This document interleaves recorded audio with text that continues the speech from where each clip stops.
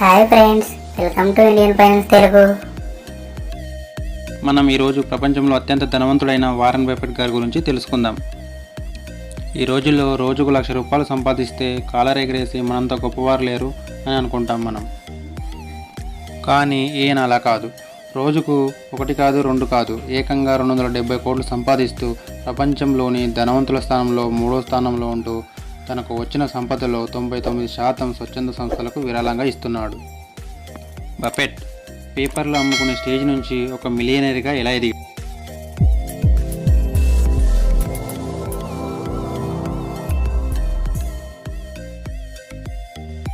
1930వ సంవత్సరంలో ఆగస్టు 30వ తేదీన అమెరికాలోని ఒమాహా అనే పట్టణంలో జన్మించాడు. ఇతని ఫాదర్ పేరు హవార్డ్ బఫెట్.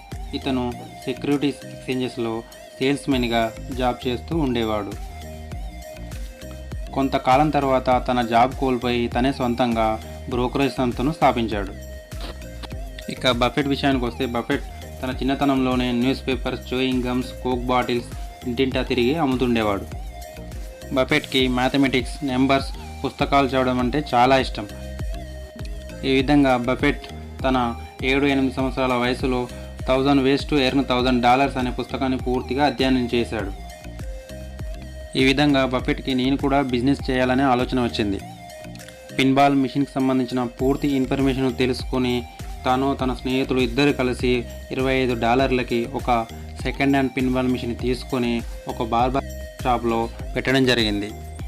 ఈ విధంగా వచ్చిన ఆదాయంతో మరిన్ని పిన్బాల్ మిషన్ తీసుకొని రద్దీగా ఉండే స్థలాల్లో పెట్టి మొత్తంగా $1,200 సంపాదించాడు.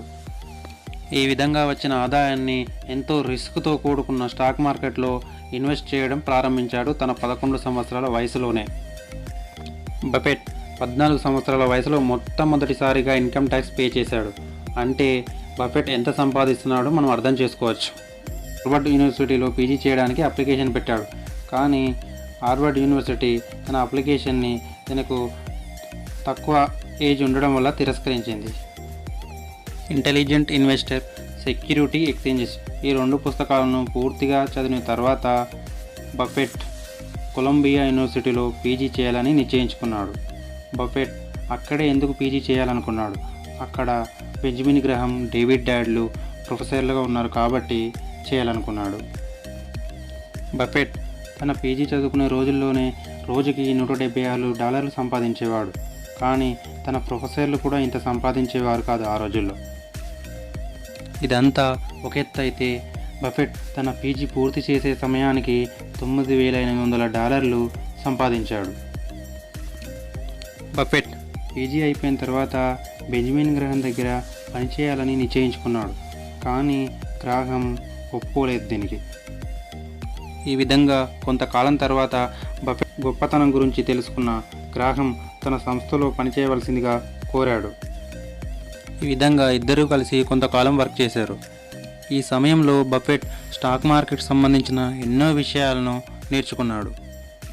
ప్రొఫెసర్ బెంజమిన్ గ్రహం వాల్యూ ఇన్వెస్టింగ్ అనే మెథడ్ని తయారు చేశాడు. ఇతన్ని ఫాదర్ ఆఫ్ వాల్యూ ఇన్వెస్టింగ్ అని కూడా పిలుస్తారు. కొంతకాలం తర్వాత 1956వ సంవత్సరంలో గ్రాహం తన సంస్థని క్లోజ్ చేయడం వల్ల బఫెట్ తిరిగి తన సొంత నగరమైన ఒమాహాకు వెళ్ళిపోయాడు. బఫెట్ తానే సొంతంగా పార్ట్నర్షిప్ ఫామ్ని స్థాపించాడు. ప్రొఫెసర్కి సంబంధించిన వాల్యూ ఇన్వెస్టింగ్ ఆధారంగా మంచి లాభాలను సంపాదించి అతి త్వరలోనే మిలియనీర్ అయ్యాడు బఫెట్. వాల్యూ ఇన్వెస్టింగ్ అంటే అండర్ వాల్యూ స్టాక్ను కొనడం.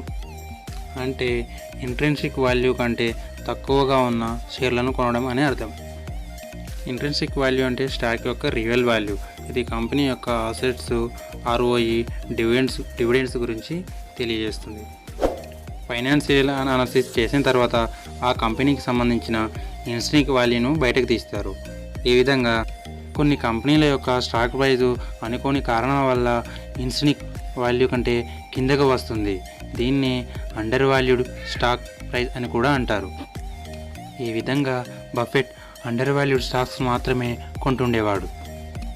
బఫెట్ 1962వ సంవత్సరంలో బర్క్షైర్ హాథవే అనే కంపెనీని $7కి కొన్నాడు. ఇది ఒక టెక్స్టైల్స్ మిల్లు అంటే బట్టలకు సంబంధించిందని అర్థం. నష్టాల్లో ఉన్న కంపెనీలో బఫెట్ ఎందుకు ఇన్వెస్ట్మెంట్ స్టార్ట్ చేశాడు? కంపెనీ త్వరలో మూసివేస్తారని తెలుసుకుని షేర్లు కొనడం ప్రారంభించాడు. మరి కంపెనీ మూసివేస్తే మనకేంటి లాభం అనుకుంటున్నారా? ఏదైనా కంపెనీ మూతపడే ముందు తన షేర్ హోల్డర్స్ దగ్గర ఉన్న షేర్స్ అన్నిటినీ తిరిగి ఎక్కువ ప్రైజ్కు కొంటుంది. బఫెట్ కూడా ఇలాగే ఆలోచించి కొనడం ప్రారంభించాడు. ఈ విధంగానే బర్క్షైర్ హాథవే మేనేజ్మెంట్ తన షేర్ హోల్డర్ దగ్గర ఉన్న షేర్స్ అన్నిటినీ కొనడం ప్రారంభించింది. చివరగా బఫెట్ దగ్గరికి వచ్చింది. బఫెట్ని మీ దగ్గర ఉన్న షేర్లు ఎంతకు అమ్ముతారు అని అడిగింది. బఫెట్ నా దగ్గర ఉన్న షేర్లన్నింటినీ నేను $11.5 మీకు అమ్ముతానని చెప్పాడు. ఈ అగ్రిమెంట్కు ఓకే చెప్పి వెళ్ళిపోయింది.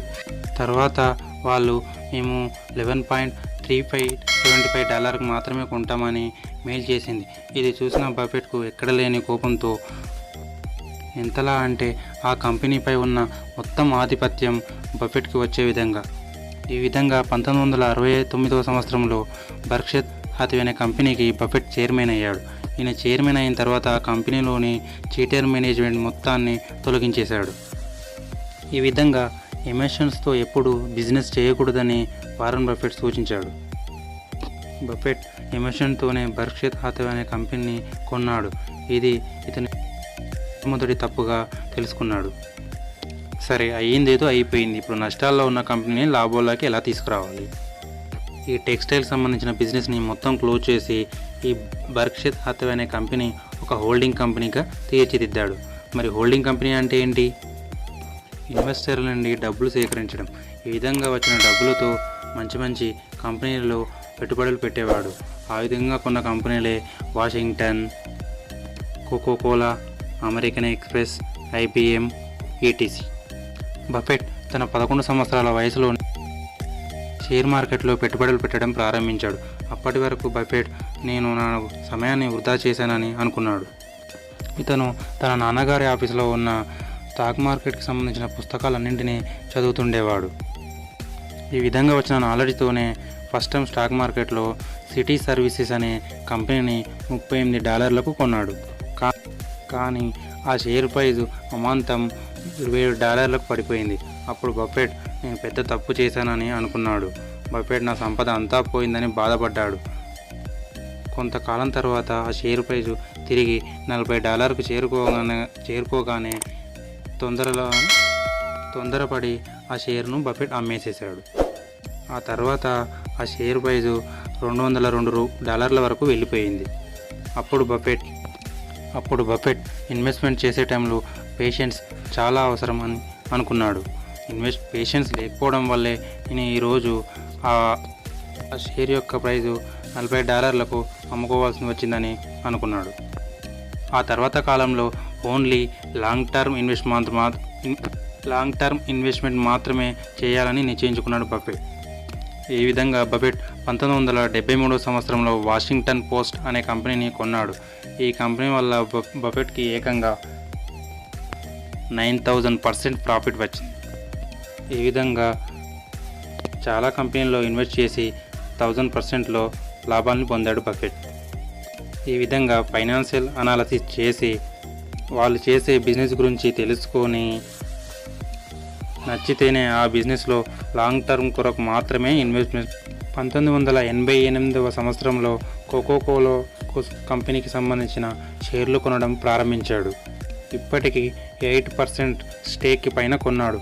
ఆ కంపెనీ ఇప్పటికీ కూడా బఫెట్ హోల్డింగ్స్లో ఉంది. ఇది లాంగ్ టర్మ్ ఇన్వెస్ట్మెంట్ అంటే. ఇన్వెస్ట్మెంట్ ద్వారా వచ్చిన డివిడెండ్లు, ప్రాఫిట్లని మళ్ళీ తిరిగి రీఇన్వెస్ట్మెంట్ చేస్తుంటాడు బఫెట్. ఇతని సక్సెస్ఫుల్ ఇన్వెస్ట్మెంట్ వాషింగ్టన్ పోస్ట్, రింగ్ లిస్టింగ్ గమ్స్, కోకోకోలా. ఇవి ఎందుకు బాగా సక్సెస్ అయ్యాయంటే బఫెట్ చిన్నతనంలోనే వాషింగ్టన్ పోస్ట్ పేపర్ని, కోకోకోలాకు సంబంధించిన చూయింగ్ గమ్స్ని అమ్మేవాడు. అప్పుడే ఆ బిజినెస్కున్న వాల్యూని కనిపెట్టేశాడు. ప్రొఫెసర్ బెంజమిన్ గ్రహం ఏమంటాడు? Investing is most intelligent when it is most business like అని అంటాడు. ఎప్పుడైతే ఈ బిజినెస్ని బాగా అర్థం చేసుకుంటామో అప్పుడు మనం ఒక ఇంటెలిజెంట్ లాగా ఇన్వెస్ట్ చేయొచ్చు అని దీని అర్థం. Warren Buffett, Benjamin Graham, mister Phil Fisher ఇద్దరికి సంబంధించిన 2 మెథడ్లని బాగా ఫాలో అయ్యేవాడు. బఫెట్ అనుకుంటాడు, నేను 15% ఫిల్ ఫిషర్, 85% బెంజమిన్ గ్రహం అనుకుంటాడు. బెంజమిన్ గ్రహం ఏమంటాడంటే buy undervalued stock always. Phil Fisher ఏమో ఇన్వెస్ట్ ఇన్ క్వాలిటీ బిజినెస్ అని అంటాడు. వీళ్ళిద్దరి మెథడ్ ద్వారా ఒక మెథడ్ తయారు చేసుకున్నాడు.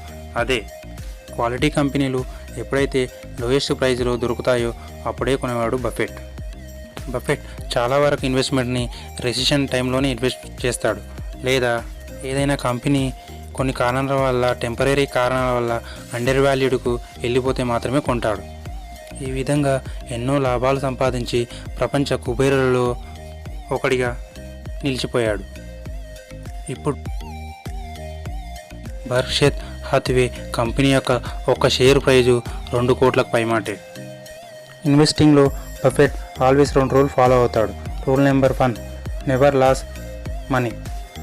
Rule number 2, never forget rule number 1. Buffett అవసరం లేనిది కొంటూ పోతే మనకు అవసరమైంది ఏదో ఒక రోజు అమ్ముకోవాల్సి వస్తుందని అంటాడు. ఇంత సంపాదించిన బఫెట్ ఎలా ఉంటాడు? బఫెట్ జెట్నెట్ అనే విమానాల కంపెనీకి ఓనర్ అయినప్పటికీ తన సొంత పనులకు ఒక్కసారి కూడా తన విమానాన్ని ఉపయోగించుకోలేదు.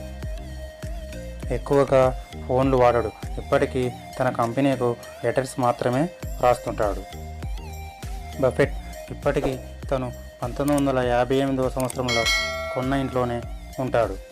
ఆ ఇంటికి కనీసం కాంపౌండ్ వాల్ కానీ, ఒక వాచ్మెన్ కానీ, ఒక సెక్యూరిటీ గార్డ్ కానీ ఉండడు.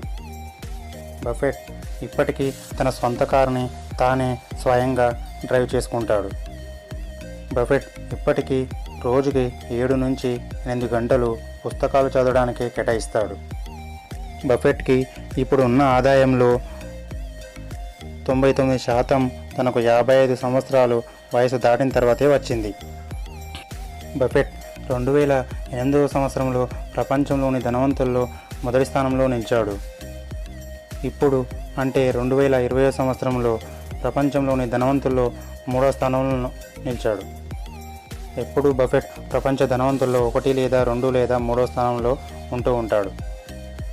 ఇంత సంపాదించిన ఇప్పటికీ 89 సంవత్సరాల వయసులో కూడా రోజు ఆఫీస్కి వెళ్తుంటాడు బఫెట్. ఈ అపర కుబేరుడు తనకు ఉన్న ఆస్తిలో 99% స్వచ్ఛంద సంస్థలకు చెందేటట్టు తన వీలునామాలో లిఖించాడు. హాయ్ ఫ్రెండ్స్, ఎలా ఉన్నారు? Welcome to Indian finance Telugu. ఈరోజు ప్రపంచంలో అత్యంత ధనవంతుడైన వారన్ బఫెట్ యొక్క ఇన్వెస్ట్మెంట్ టిప్స్ మరియు ముఖ్య విషయాల గురించి తెలుసుకుందాం. వారన్ బఫెట్కి చాలా ఇష్టమైన 2 పుస్తకాల యొక్క లింక్స్ని క్రింద డిస్క్రిప్షన్లో ఇస్తాను. మీరు కావాలి అనుకుంటే డౌన్లోడ్ చేసుకోవచ్చు. ఇక టాపిక్లోకి వెళ్ళబోయే ముందు చిన్న రిక్వెస్ట్, మన ఛానల్ని మీరు మొదటిసారి చూస్తున్నట్టయితే ఇంకా సబ్స్క్రైబ్ చేసుకోకపోతే సబ్స్క్రైబ్ చేసుకొని పక్కనే ఉన్న బెల్ ఐకాన్ని క్లిక్ చేయండి.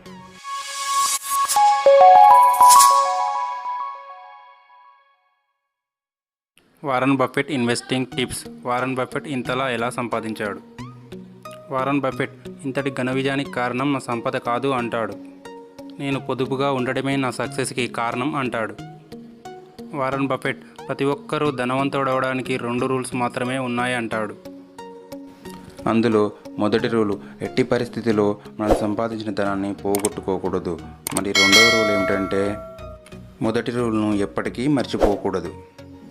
ధనాన్ని ఎలా సంపాదించాలో వారన్ బఫెట్ గారు ఎలా చెప్పారో విందాం. మార్పు అనేది ఒక్కసారిగా ఒక్క రోజులో సాధ్యం కాకపోవచ్చు, కానీ నువ్వు చేసే ప్రయత్నం వల్ల ఏదో ఒక రోజు ఖచ్చితంగా సక్సెస్ అవుతుంది. ఇక డబ్బు మనల్ని సంపాదించదు, డబ్బుల్ని మనుషులు మాత్రమే సంపాదిస్తారు అంటారు బఫెట్. అంటే ఇంకా ఏ జీవి డబ్బుల్ని సంపాదించలేదు అని అర్థం. డబ్బు మన యజమాని లాంటి బానిస.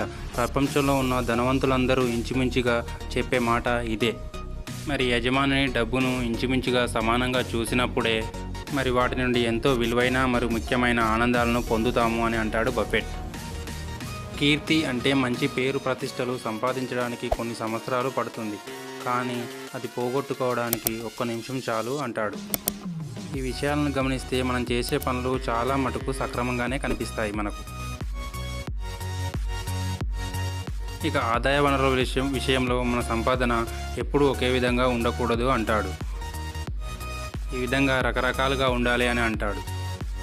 చాలా విధాలుగా పెట్టుబడులు పెట్టి మన సంపాదనని రెట్టింపు చేయొచ్చు అంటాడు.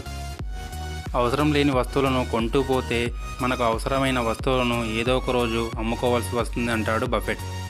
ఈ రోజుల్లో మనందరం అవసరం లేకపోయినా సరే మన చేతిలో డబ్బులు ఉంటే ఏది పడితే అది కొంటుంటాం. కానీ తర్వాత అది మనకు ఉపయోగపడడం లేదని చెప్పి బాధపడుతుంటాం. అందుకే బఫెట్ ఏదైనా కొనే ముందు 1కి 10 సార్లు ఆలోచించుకుంటే మన సంపాదనలో సగభాగం వేస్ట్ అవ్వదని అంటాడు.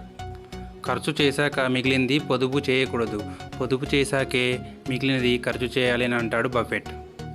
అంటే మన నిత్య జీవితంలో చాలామంది నెల జీతం రాగానే ఖర్చు చేసి మిగిలింది సేవ్ చేద్దాం అనుకుంటారు. కానీ ఇది చాలా పెద్ద తప్పు అంటాడు బఫెట్. ఎప్పుడు 2 కాళ్ళు పెట్టి నదిలోతును చూడకూడదు అంటాడు.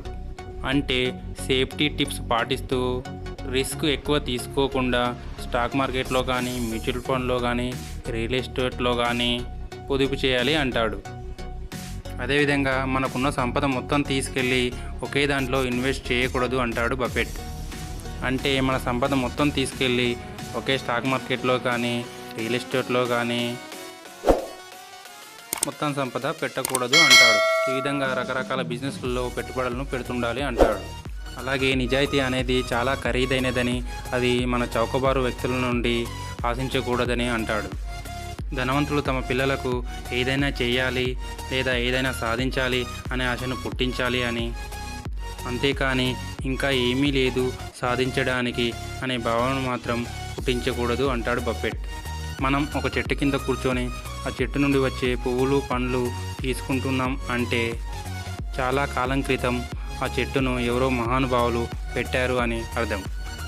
అందువల్లే బఫెట్ భవిష్యత్తుని దృష్టిలో పెట్టుకొని ఇన్వెస్ట్మెంట్లు చేయాలి అంటాడు. ఇంకా మంచివారితో కలిసిమెలిసి తిరుగుతూ వారిలో ఉండే మంచి గుణగణాలను మనం కూడా అలవాటు చేసుకోవాలి అంటాడు బఫెట్. ఇక చెల్లించేది విలువ అనేది మనం పొందేది అని అంటాడు వారెన్. ఇంకా క్రింద తరగతి, మధ్యతరగతి, పైన మధ్యతరగతి వాళ్ళకి పన్నుల భారం తగ్గించాలి అంటాడు. ధనిక వర్గాలకి పన్నులు పెంచినా పర్వాలేదు అంటాడు బఫెట్. ఇది వారన్ బఫెట్ వ్యక్తిగత అభిప్రాయం మాత్రమే. నేను 10 అడుగుల ఎత్తు నుంచి దుంకాలని అనుకోను, 1 అడుగు తీసి 2వ అడుగు వేయాలని మాత్రమే అనుకుంటాను. ఈ విధంగా చేసినప్పుడే మనం తొందరగా విజయం సాధించగలం అంటాడు. నేను స్టాక్ మార్కెట్లో పెట్టుబడులు పెట్టేటప్పుడు నా పెట్టుబడులు రేపే పెరగాలని మాత్రం అనుకోను.